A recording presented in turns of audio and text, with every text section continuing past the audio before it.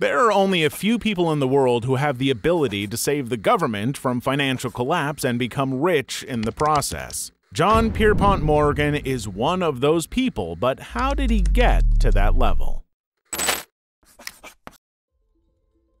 JP Morgan is one of the world's most famous billionaires and most successful financial service providers in the US. You've probably heard about the JPMorgan Chase Bank, and although Morgan passed away in 1913, he left behind a huge legacy that also includes his global banking company. This analysis of one of the most influential bankers in the United States would be interesting for you if you've ever wondered how one guy could earn so much money and achievements in his lifetime. JP Morgan created a name for himself by launching private banks and revamping businesses to make them more stable and profitable. He also raised funds for the industrial mergers that formed General Electric, International Harvester, and US Steel. Because of the legacy that JP Morgan left behind, he's remembered as one of the most influential figures in American capitalism. He virtually managed the economy at a critical stage for the United States, lifting it and preventing its downfall. Morgan's first job was an accounting intern for Duncan Sherman & Company in New York, a company connected to his father's business. From there, he transferred to Dabney Morgan & Company, where he grew his fortune by making investments in the post-World War II American economy using British money. At this point, he thought of retiring, but his father, Junius, talked him out of it. Instead, Junius set up a meeting between JP and American banker Anthony Drexel. Thanks to JP's partnership with Drexel, Drexel Morgan & Company eventually became the JP Morgan & Company we know today. JP Morgan fully admits that his ties to his family had set him up for success, but the real genius is in multiplying your wealth.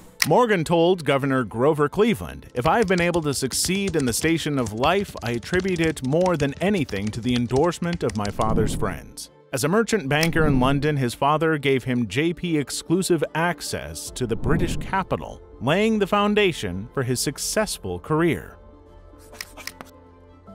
Rewinding back in time when Morgan was a clueless kid, his father made sure that his son had access to the best education possible. When his father passed away in 1890, Morgan earned an inheritance and his father's position in the banking company as well. This instantly increased Morgan's wealth.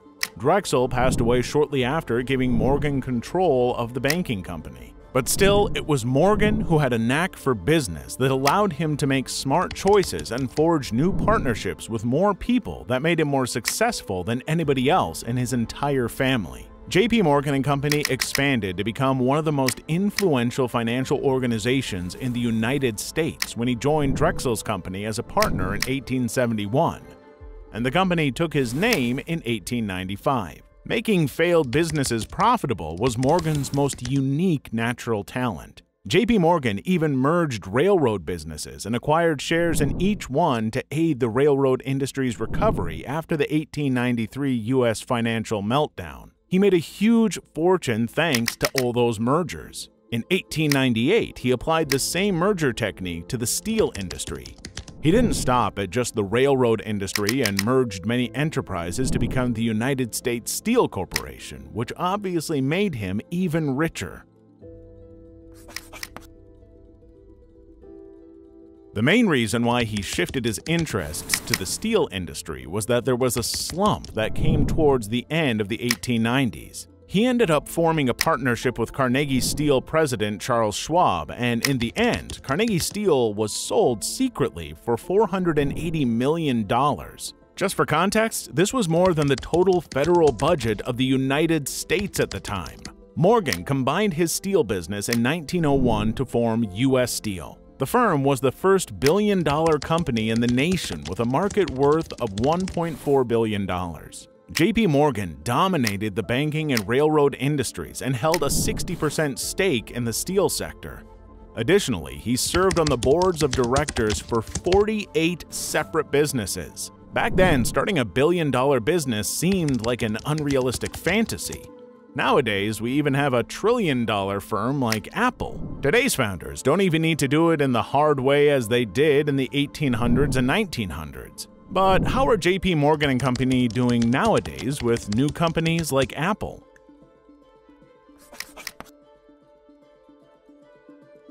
These days, the JPMorgan company he left behind has a $14.6 billion annual tech budget and has about 50,000 techies at work. Managing all of that is Lori Beer, JPMorgan's Global Chief Information Officer, and her team of all the top technicians in the industry. JPMorgan Chase Bank has also been hiring aggressively from Goldman Sachs consumer bank Marcus. JPMorgan is clearly stepping up its game and working on its ambitions to expand its cloud capabilities. In fact, the bank has already saved on costs because of how it manages fraud, cybercrime, and ransomware by deploying its services in the cloud in those internet niches. The cloud's potential applications don't end there, though. There's so much untapped potential in this space that it's actually insane, especially now that so many new metaverses are being developed. In fact, Mark Zuckerberg's long-awaited Horizon Worlds metaverse is already available. The current CEO of JPMorgan, Jamie Dimon, says that if you sat in a room and thought about what kind of power cloud solutions have for online risk, fraud, marketing capabilities, methods for customer satisfaction, and dealing with errors and complaints, you'd be shocked. The head of the bank has no plans to cheap out on funding for the tech world. Last April alone, JPMorgan started making teams of engineers in the bank's hub in Columbus, Ohio, for a new cloud-based system to handle over $2.2 trillion in deposits. After only a few months, in September, JPMorgan says that it has teamed up with British startup Thought Machine to introduce the cloud-native core deposit system. Despite the fact that some areas of the corporation are already well ahead of the competition and some apps and datasets are now running on the private cloud while others are on the public cloud, Dimon believes that the company still has a lot of work cut out for them. He's not wrong, because we're moving closer and closer to Web 3.0. They clearly have the potential to do more because they have the opportunities to do more like JPMorgan himself did. So they'll do more because Morgan left his company with a lot of capabilities left for the people who are handling it these days. Let's take a look at the strategy the company has in the barrel moving forward. For starters, JPMorgan spends billions every year on tech, which is handled by Lori Beer, and the bank hasn't been shy about putting that huge pile of cash that normal people can only dream of to work on cloud-related projects as it works towards a multi-provider and hybrid cloud strategy and modernizes its tech stack. In November, JPMorgan's Chief Information Officer of Global Technology Infrastructure, George Sherman, reported that JPMorgan began building its own private cloud in 2014 and formed partnerships with providers in 2016, relying on AWS, Google Cloud, and Microsoft Azure, as well as its own on-site data centers that helped them save on costs by a huge margin. Sherman claims that this focus on multiple providers is because the company doesn't want to concentrate too heavily on one thing and wants to expand its operations and wealth, just like JPMorgan did. Plus, Sherman declared that he thinks edge computing, which analyzes data close to its source of collection, would overtake public cloud technology in 5 years. One of JPMorgan's famous quotes is, "No price is too great for a work of unquestioned beauty and known authenticity." But despite everything he did in the financial world, his lifelong passion was art. And in the early 1900s, he used his methodical capitalist approach to business to create one of the most stunning art collections in the country. The fact that he left us with something like this is just one more example of how his legacy will continue to live on. In the end, JPMorgan knew what he wanted, knew what to do with all the money he inherited, and he used all of his connections, top-notch education that his father made sure he got, and smart business decisions to leave behind a company that continues to innovate today as his legacy. Thanks for watching the video. Don't forget to check out some of the other content on the channel.